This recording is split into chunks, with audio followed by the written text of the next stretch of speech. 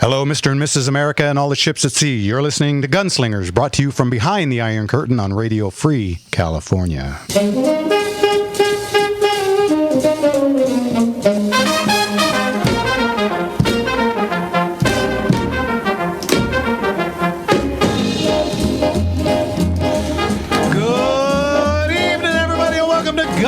Right here on the Gunslinger Syndicated Radio Network, baby. I hope you guys can hear me because I can't. But we're in the same room, so I can. I can. Well, there's here that. Anyway, those of you out in Radio Land. And what is this but our 6th anniversary show, which means something's got to go wrong. Oh yeah, we got to celebrate all the things that happened on this train. Because it wouldn't be us if something didn't screw up royally. No, I tell you what. Anyway. It's coming in now, Kevin, but for a second there, I was dead. Yeah, okay. There we go. A little on the air fun. That's a very on note for the Gunslinger show, right? So what a way to celebrate than keeping it all the same. Yeah, why change now? We've been so unsuccessful for 6 years. We might as well keep it rolling. Welcome. Not completely unsuccessful, because here we are. Enough. 6 years. What started with a young boy with a hand in his pocket and a dream. 6 years. Who the hell was that? Hey, well, I got my hands up here. Well, you know what? So here's what I like to do for the show for tonight. Well, of course, we'll go over how we got started with the meagerness of how we got started, and we'll kind of go through, and then hopefully you guys can call in and give us some of your highlights or lowlights, whatever. Yeah. Call in and give us an idea what you think. What's the number, Jim? You guys want to call in on this very special occasion. That's 866-870-5752. Once again, 866-870-5752. All right. We've got Rick from the CRPA in the next segment. So, we'll let's just get started. So, okay. Go. Yeah, about 7 years ago, I decided I was going to give this radio thing a try. So what I did was I contacted another station, and where the great El Rushbo was on, and Right. and I didn't do anything but commercials on that thing. So I started out with I tried to do something different because everybody always had the same kind of, "Hi, this is Bob from boring commercials are us," and so I thought, you know what, I'm not going to do that. So I started off. I had my friend Kurt write my very first one, and I read it. My friend Devin, who owns Southwest Sound over in Sierra Madre, also the keyboard player extraordinaire. He's kind of like a Linus from Peanuts. Remember him? Yeah. Anyway, I went over there and I cut my first, and instead of just going, "Hi, this is Jeff from Gunslinger's Gun Shop," I went, "Hey, it's Jeff from Guns." That'll get you. And it did, and people really responded poorly. I had a whole bunch of people calling and emailing me going, "You scare the hell out of me every time you stupid commercial starts. I just got us a wreck because of you. I wear earbuds and you blow my ears out every time." It's like, well, you know what, dude? Don't wear earbuds when you drive, you dumbass. But anyway, so I kind of started with that, and then I would go in about every 30 days and cut a new one, and we did that for a while. And man, you talk about dead. I mean, nothing. And I was kind of depressed. Yeah. It's like, maybe this. And then all of a sudden, the floodgates started, and we were getting called. "Hey, are you that guy from that?" Yeah, I am. Wow. And it just kept going and getting bigger. And then I got a call from another station who wanted to steal my commercials and kind of threw in a little bonus. Hey, let me get a little incentive for you, huh? Yeah, a little bonus. They said, maybe you could do a half-hour show. And I had in the 2010. Remember, I had that other. You had done a show on a smaller scale, a much smaller scale. Yeah, KSGV I think was the station, and I think it was like 00.000 on the dial. It was on 5 watts. What's ZM? I've never heard of that before. Well, they actually had the broadcasting thing was this little AM radio that that they I had to turn the crank. Did you have to wind it up? Yeah.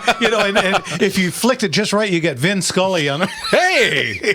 So anyway, it was really just awful, and I didn't know if I wanted to do that, but I thought, well, I'll go check it out. And they really wined and dined me, and made me feel like this could work, and so I signed up for it. But I went in and tried to do my first one, and I just hated it. I like to talk to people, and just talking to a microphone sucked. There's kind of a wall. Yeah, so I went home. I told them I need to think on this a few days. I went back to the shop and I called Mark and I go, hey, what are you doing for the next 6 years, apparently? Yeah, 6 years or I don't so. think that's how you originally presented it. Yeah, and so, I said, listen, I've got this opportunity to do this show, and da-da-da-da-da, and, so we extended it to an hour, and then we did our very first show, which originally we were Saturday nights at 7 o'clock. Right. I think we only were there for like 2 or 3 weeks, and it was just, dry as dust. It was pre-recorded, and we tried to have, without the phone callers. To me it just drives. It was just a bummer, and we tried to do things like, remember, Gun of the Week or Gun of the Year or whatever the hell it was, and we tried all these different, and it was just, and then finally after about 2 months they said, we think you could probably do this live, and we never looked back. After we started doing it live, we started getting phone calls, and then I don't know, what did we go, about 6 months, and then I brought Jimmy on. Yeah, just about. Yeah, and then I remember being at the shop when you'd come back from you guys' taping, and you're like, oh well, yeah, it went well, and you were just kept repeating, it needs to go live. We need to be live. Yeah. We need to be live. What city was that? Down it was West LA area, Palms or It starts with a C. What's Culver City. Culver City. Culver, okay, that's so get this. We had to tape Thursday afternoon at 2 p.m. Yeah. in Culver City from Glendora. Easy drive. Oh yeah, 2 to 3 we would tape, and then Going home. Yeah, then I'd get back to the shop about 9. The next morning. Pretty much. Throbbing pulse on your forehead man, from the traffic. it was just brutal. So when they said that we could go live, it was like, okay, cool. And then I got this call at the shop from a Southern gentleman. Oh yes. That to this day, it still gives me kind of goosebumps. I got a call from Leon the Motorman at the shop telling me he really enjoyed the show. And this is like my all-time radio hero, and I'm just like, wow, it was so cool. And 2 or 3 days later, this was like on a Monday. 2 or 3 days later, I got a call from KABC, and they said, hey, you want to move to Sundays at 7? Yes. Now his show was started at 8. Yeah, Sundays so from we 8 would to be 10. backed up against one of our heroes. Yeah.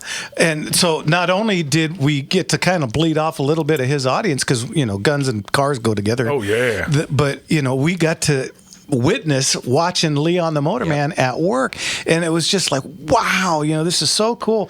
And it just kind of kept going from there. To reminisce on that phone call, I was there when you received it, and the way you were beaming, it was like you had gone back in time, and you were a 20-year-old boy listening to. It was about a half an hour phone call, and I never sat down. I walked. Yes, you did, with the smile plastered on your face, and that was a great sight, especially because that your fledgling kind of debut in radio, and you have such a legend come and giving you that pat on the back, and then all of a sudden we created the Man Cave. Man Cave. We get everything.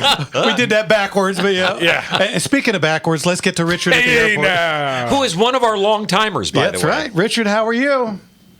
Good evening, you magnificent gunslingers that have been with us for so long now. Well, thank you. Thanks, Richard. Always great to have you. What's going on, Richard?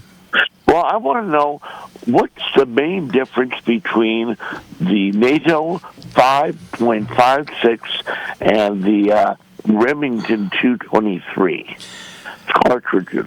What's the big deal? In today's world, there is nothing. Effectively. Yeah, there is nothing. If you get old ammo, you will find a difference in 5.56 and 2.23. But in today's world, they are literally the exact same. There's no damn difference. What's the difference then? The 5.56 had a slightly thicker casing and rim at the base because it was used in fully automatic weapons, and so that changed the chamber pressures.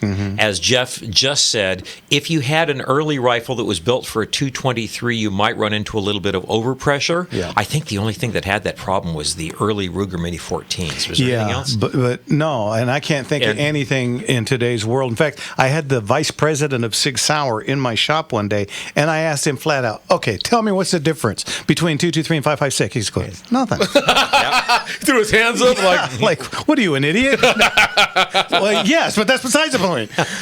so you see people, when you see people splitting hairs about it, let them know that, hey, today you can find either way. Richard, you got a joke for us tonight? Yeah, I'm going to test your knowledge on geometry. You know, there are two parallel lines. You know, they have so much in common. It's a shame they never meet. Very good, Richard. Thank you. That was a two-bagger. And thank you for sticking with us for 6 years. Your Honestly. jokes are always a highlight of nothing. But thank you. Your presence knows no parallel. I don't know if I hung up on him or he hung up on us, but he's gone. There it is. God There's the bless you, music. Richard. All right, guys, you're listening to Gunslingers on our 6th anniversary right here on the Gunslinger Syndicated Radio Network. We'll be back with Rick from the CRPA right after this. Yep.